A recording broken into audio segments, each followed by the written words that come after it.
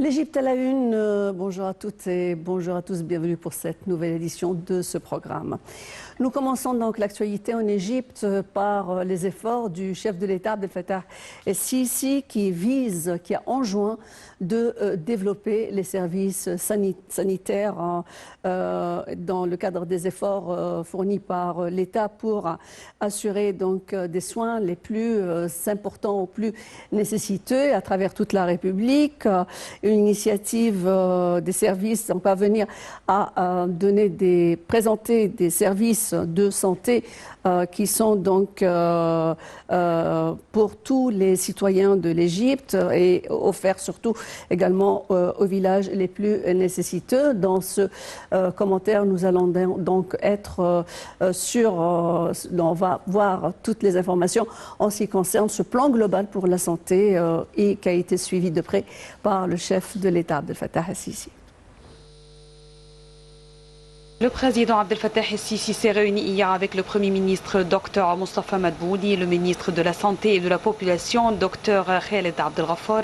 le conseiller du président de la République pour la Santé et la Prévention Dr Mohamed Awad Tegueddine et le chef de l'autorité du génie des forces armées Ahmed El-Azazi. Le porte-parole de la présidence de la République, le conseiller Ahmed Fahmi, a indiqué que la réunion a porté sur les efforts de développement du système de santé au niveau de la République.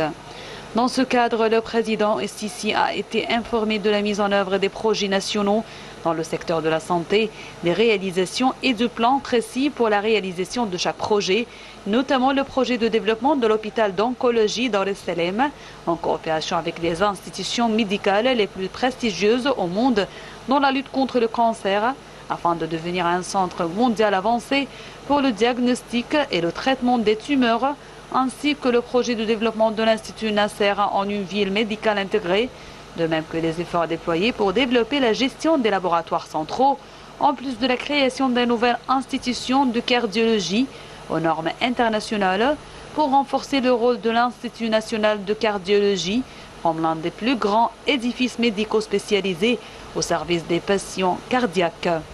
Le président el-Sisi a également été informé de la position exécutive du système d'assurance maladie globale, des taux de réussite et du nombre de services de santé fournis dans le cadre des initiatives de santé publique. Le nombre total de services de santé fournis dans le cadre de toutes les initiatives présidentielles s'élevant à plus de 145 millions de services bénéficiant à 90 millions de citoyens.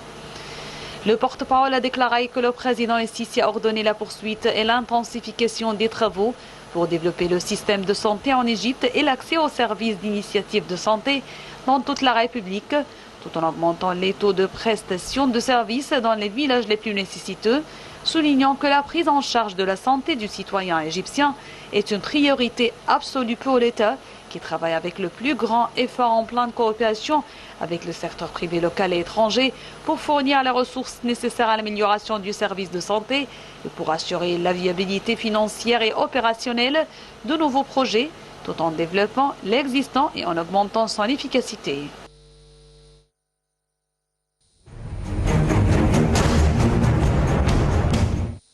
Le chef de l'État Abdel Fattah el-Sisi a souhaité la bienvenue au président palestinien Mahmoud Abbas Abou Mazen lors de sa visite en République arabe d'Égypte, en soulignant l'importance de la relation indéfectible et historique qui lie le peuple égyptien à la cause palestinienne. Le chef de l'État a exprimé l'appréciation de l'Égypte à la réunion des factions palestiniennes qui vient de se tenir à la ville de El Alamein en présence du président palestinien également et la délégation pour discuter de la poursuite de ce dialogue interpalestinien qui est d'une très grande importance au vu des circonstances actuelles que connaît donc la cause palestinienne et les territoires occupés. Le point avec Sarah Al-Maghrabi. Le porte-parole de la présidence de la République, le conseiller Ahmed Fahmi, a déclaré que le président Abdel Fattah el-Sisi a affirmé le soutien ferme et historique de l'Égypte au peuple palestinien. Il a exprimé la bienvenue de l'Égypte pour la réunion des factions palestiniennes qui a eu lieu dimanche dans la nouvelle ville d'El Alamein en présence du président palestinien pour discuter de la poursuite du dialogue sur diverses questions et dossiers dans le but de mettre fin à l'état de division et restaurer l'unité nationale palestinienne. Le président palestinien a de son côté exprimé ses sincères remerciements et sa gratitude au président el-Sisi pour l'accueil de l'Égypte à cette importante réunion et son attachement historique à la cause palestinienne et aux préoccupations du peuple palestinien, indiquant que la réunion des factions se déroule à la lumière de développements vitaux au niveau international, régional et sur le terrain et représente une occasion de discussion et d'échange de vues sur la meilleure façon de parvenir à la réconciliation nationale. Le porte-parole a ajouté que la réunion a également abordé les moyens de coordonner les positions et les visions concernant un certain nombre de questions liées à la cause palestinienne, en particulier en ce qui concerne la relance du processus de paix, la nécessité de préserver les droits légitimes des Palestiniens et la poursuite des efforts pour parvenir à une paix globale, juste et durable sur la base de la solution de deux États et de la création d'un État palestinien indépendant et souverain sur la base des frontières du 4 juin 1967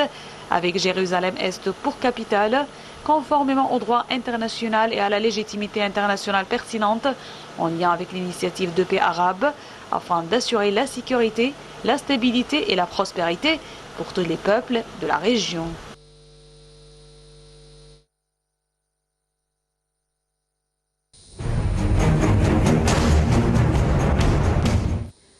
Le chef de l'État Abdel Fattah el-Sisi s'est réuni également avec le Premier ministre, Dr Mostafa Madbouli, le ministre de la Justice, Omar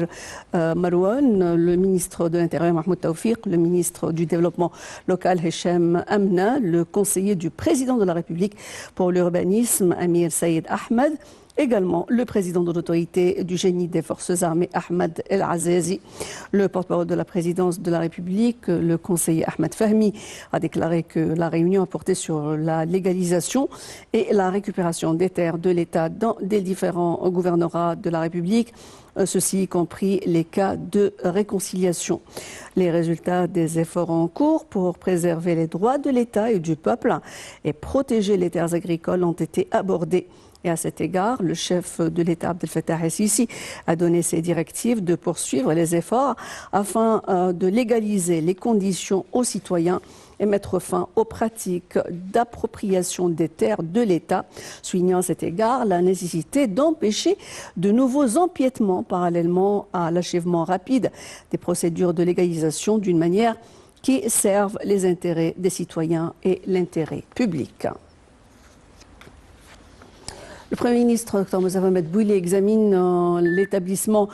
du complexe de production de carburant de sodium à la nouvelle Al-Amin. Le Premier ministre, Mostafa Madbouli, a souligné l'importance du projet en cours, qui est un projet d'établissement du complexe de production de carbonate de sodium et de ses dérivés. Ce complexe devra être construit dans la zone industrielle de la ville de la Nouvelle Al-Amin. Il doit contribuer à optimiser la valeur ajoutée des richesses naturelles et minérales en Égypte en assurant les besoins du marché local en carbonate de sodium. Dr Madbouli s'est exprimé dimanche lors de la réunion tenue au siège du gouvernement à la Nouvelle Al-Amin pour suivre l'état de l'avancement du projet du complexe en question. Le Premier ministre, Dr Mostafa Madbouli, entre autres, a suivi l'état de l'avancement de la gestion et du fonctionnement de la Cité olympique internationale d'Égypte, l'EOAC, construite dans la nouvelle capitale administrative, la NCA, lors d'une réunion tenue hier au siège du gouvernement dans la nouvelle ville de l'Al-Amin. La cité olympique, je cite, internationale, l'un des édifices sportifs distingués que l'État égyptien a créé ces derniers temps, contribuera à accueillir les événements sportifs majeurs et les championnats internationaux, ce qui acquiert ou requiert de bien se préparer à sa gestion et à son fonctionnement selon les normes internationales de pointe en matière de gestion des établissements sportifs. C'est ce qu'a déclaré en tous les cas le chef du gouvernement. Je rappelle que le ministre des Sports a pour sa part passé en revue les offres présentées par les entreprises internationales spécialisées en la matière pour gérer et faire fonctionner la cité à travers la commercialisation et des établissements sportifs et c'est ce qu'a expliqué la structure d'organisation d'administration supérieure de cette institution qui est le EIOC. Le Conseil des ministres s'est réuni pour lancer une application. Cette application est en langue anglaise sur les smartphones pour afficher les activités et les décisions du gouvernement et mettre en lumière ses effets dans divers secteurs. Je rappelle que cette démarche s'inscrit dans le cadre de ces efforts continus pour faciliter les mécanismes de communication entre le gouvernement et les différents segments de citoyens et avec le monde extérieur d'une manière qui contribue à transmettre au monde une image claire et intégrée des projets du gouvernement égyptien et de ses diverses activités et décisions, selon M. Naid El-Saad, qui est le porte-parole du Conseil des ministres. Je rappelle également que le Premier ministre adjoint et chef du Centre de l'information et du soutien à la prise de décision, l'IDSSC, Oussama El-Gohari, a indiqué que la nouvelle application se concentre sur la publication de nouvelles et d'événements liés aux activités de nature internationale du gouvernement égyptien, notamment en ce qui concerne les aspects économiques et de l'investissement. L'institution islamique prestigieuse de l'Azhar a condamné avec fermeté l'attentat terroriste qui a visé hier la province de Khyber Pakhtunkhwa dans le nord-ouest du Pakistan et a fait un certain nombre de morts et de blessés. Dans un communiqué émis hier, Al-Azhar a souligné son refus catégorique de toutes sortes de violences et de terrorisme, confirmant que ces actes criminels malveillants s'opposent aux préceptes tolérantes de la religion islamique et de ses valeurs humaines. La communauté internationale a fortement appelé à éliminer complètement ce terrorisme noir qui cible partout des innocents, a-t-il dit. Rappelle que l'Azhar a exprimé ses condoléances au Pakistan, gouvernement et peuple, et aux familles des victimes. Le ministre des Finances, Mohamed Maït, a confirmé que l'Égypte avait depuis plus de 20 ans un déficit primaire compris entre 3 et 5%, mais que pendant le dernier exercice financier de la première fois pour la première fois, nous avons atteint un excédent primaire de 1,3%. Il a exprimé que les résultats préliminaires du décompte définitif du budget de l'exercice fiscal le 30 juin dernier ont révélé un taux de croissance réelle de 4,2%. Ces propos ont été tenus lors de son discours au cours du lancement de la 4e édition de la conférence des Égyptiens à l'étranger, qui a été tenue lundi sous le patronage du Premier ministre et en présence des ministres de l'immigration, de la solidarité sociale, de l'éducation et de la culture, des membres de la Chambre des représentants et du Sénat et de personnalités publiques de haut niveau. Le ministre a ajouté que le déficit total s'est élevé pour atteindre les 6,2% en cours de l'exercice 2022-2023, après avoir enregistré 6,1% au cours de l'exercice précédent, expliquant que les facteurs influençant ce chiffre sont les effets inflationnistes, la variation du taux de change et la hausse du taux de l'intérêt.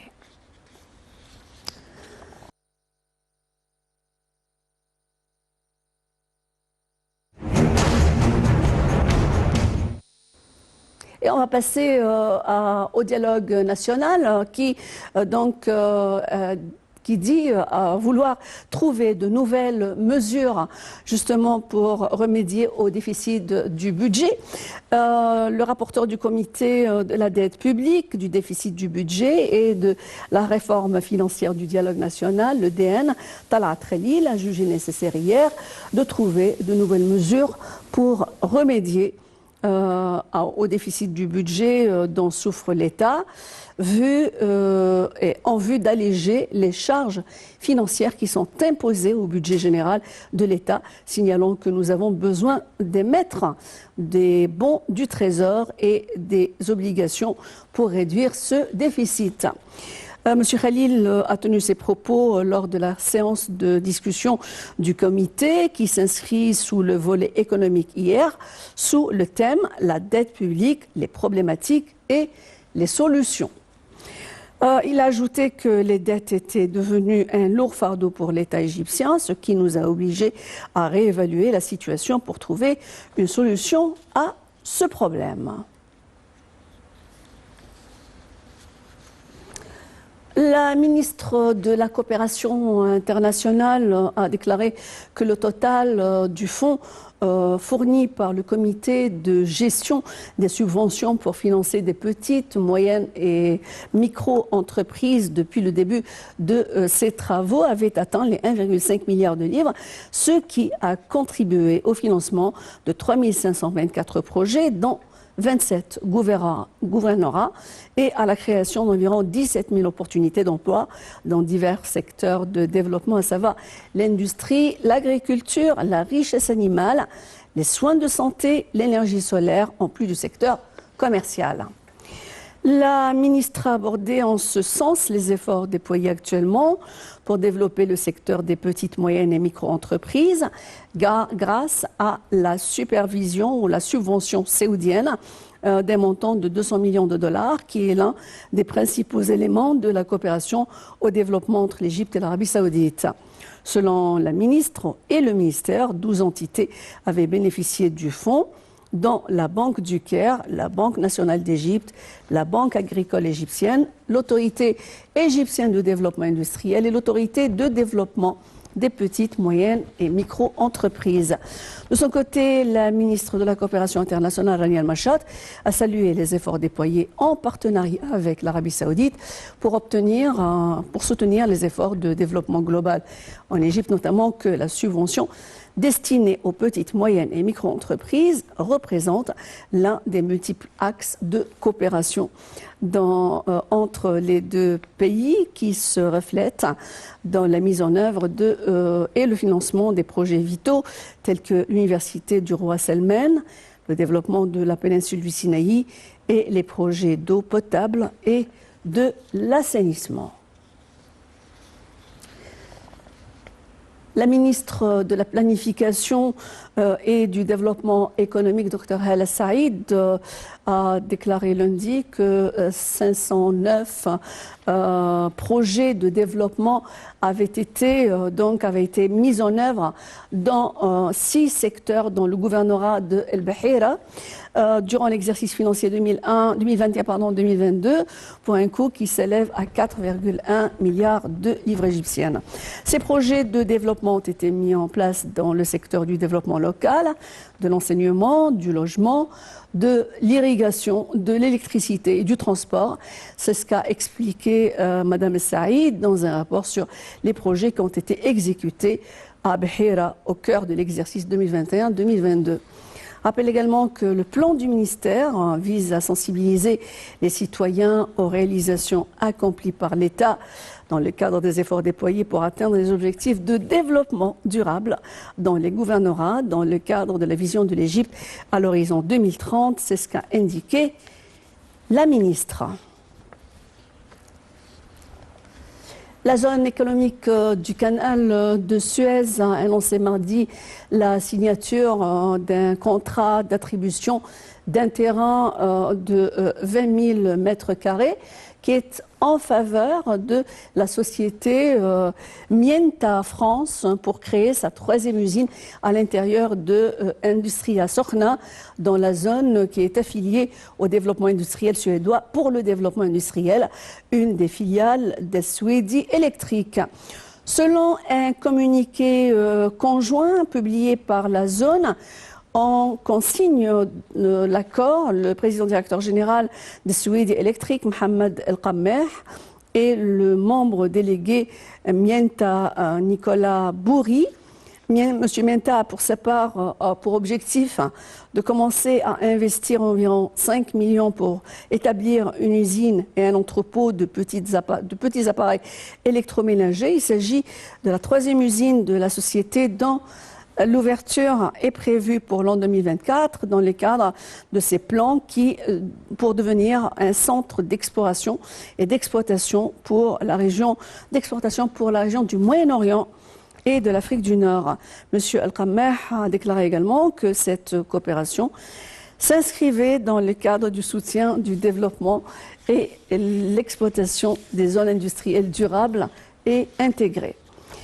Il a ajouté par ailleurs que la sélection de nos projets à Sorna s'inscrit dans le cadre du plan de l'État de développer la zone économique du canal de Suez. La société développe également son plus grand projet dans la région Sorna 360, ville industrielle intégrée sur une superficie de 10 millions de mètres carrés, comprenant tous les services et installations intelligentes. Et on passe au ministre du Pétrole et des Ressources minières, Tariq Al-Molla, qui, lui, a souligné l'importance du projet d'expansion de l'entreprise Middle East Oil Refining Company, la MIDOR, à Alexandrie et l'augmentation de la capacité de la production de la raffinerie. Ces propos ont été tenus lors de l'inauguration par le ministre du Pétrole lundi et du fonctionnement expérimental de la 3e phase du projet d'expansion MIDOR, qui comprend le complexe de distillation atmosphérique, également le projet de traitement du diesel par hydrogène,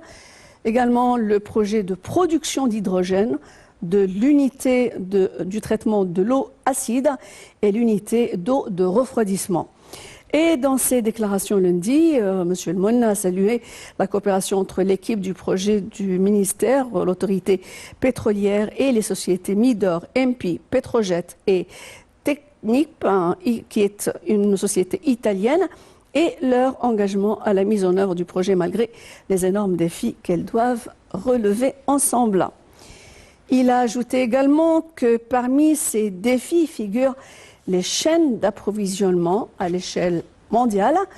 et la capacité de l'équipe de travail à faire face à ces gageurs sans précédent. M. Al-Molla a écouté une explication de M. Saïd Al-Raoui, qui est chef de MIDOR, sur l'avancement des travaux d'expansion visant à accroître de 60% la capacité de la raffinerie.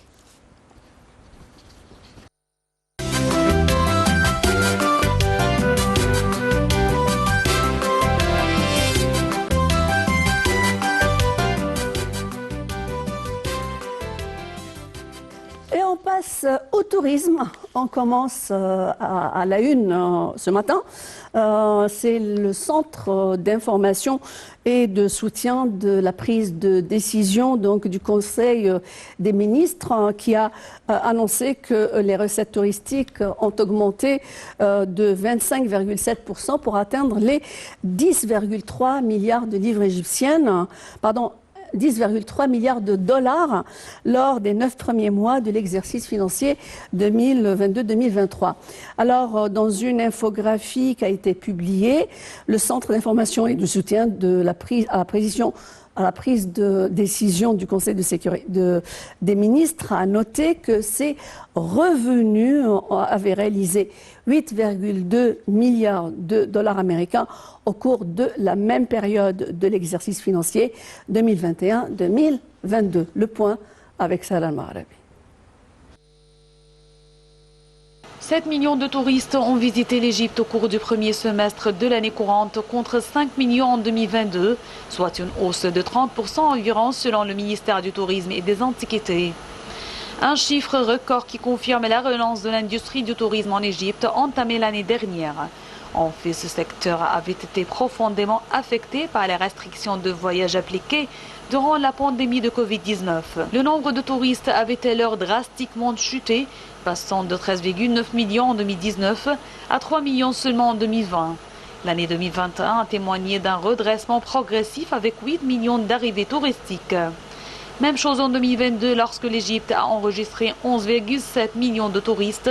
Le pays vise des investissements touristiques de 7,4 milliards de livres égyptiennes pour l'exercice 2022-2023 contre 6,2 milliards pour l'exercice 2021-2022.